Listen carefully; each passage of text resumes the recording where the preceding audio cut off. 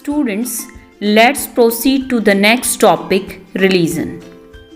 Buddhism and Hinduism were the widely followed and the most popular religions.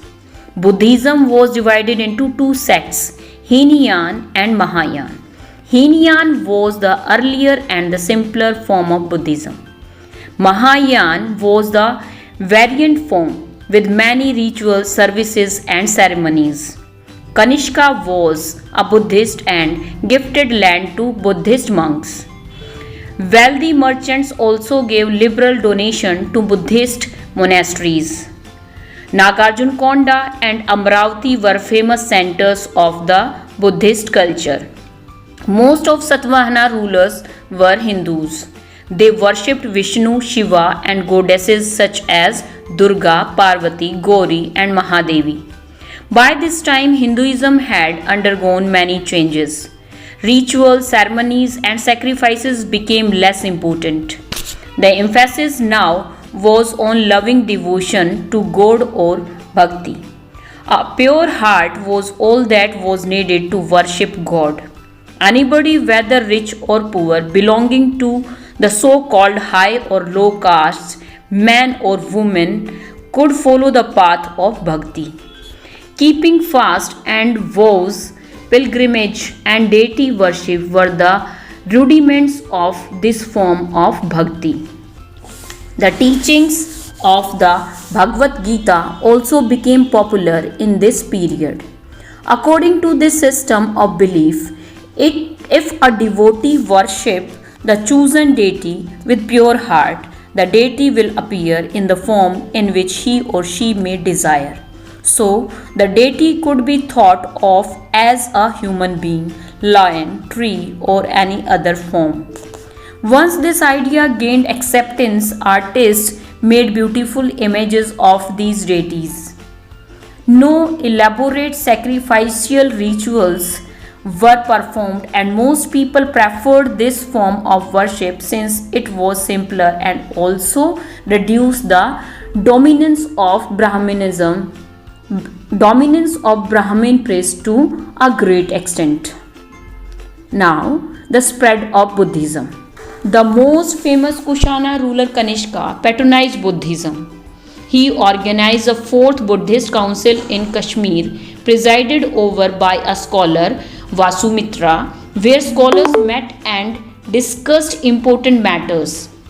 Ashughosha, a poet who composed a biography of the Buddha, the Bodhicharitra, lived in his court.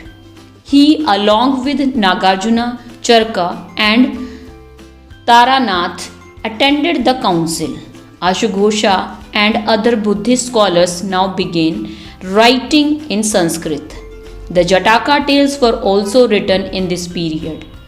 Vasumitra compiled the Buddhist doctrines in 3 volumes called the Pitakas. A new form of Buddhism known as Mahayana Buddhism now developed.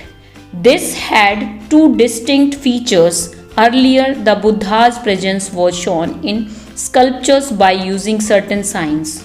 For instance, his attainment of enlightenment was shown by sculptures of the peepal tree. The Hinayan Buddhism did not believe in idol worship or in the worship of bodhisattvas. Now, statues of the Buddha were made. Many of these were made in Mathura, while others were made in Takshila. The second change was a belief in bodhisattvas. These were supposed to be persons who had attained enlightenment. Once they attained enlightenment, they could live in complete isolation and meditate in peace. However, instead of doing that, they remained in the world to teach and help other people. The worship of bodhisattvas became very popular and spread throughout Central Asia, China, and later to Korea and Japan. Buddhism also spread to western and southern India, where dozens of caves were hollowed out of hills for monks to live in. Some of these caves were made on the orders of kings and queens, others by merchants and farmers. These were often located near passes through the Western Ghats, roads connecting prosperous ports on the coast with cities in the Deccan ran through these passes.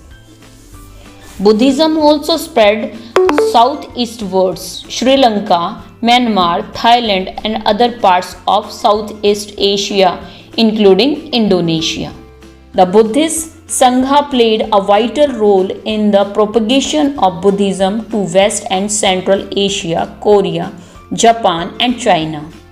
As Buddhism spread to China, a number of Chinese scholars visited India to learn more about the life and teachings of the Buddha. Some Indian scholars also went to China. As Buddhism spread to China, a number of Chinese scholars visited India to learn more about the life and teachings of Buddha. Some Indian scholars also went to China carrying Sanskrit manuscripts which they translated into Chinese.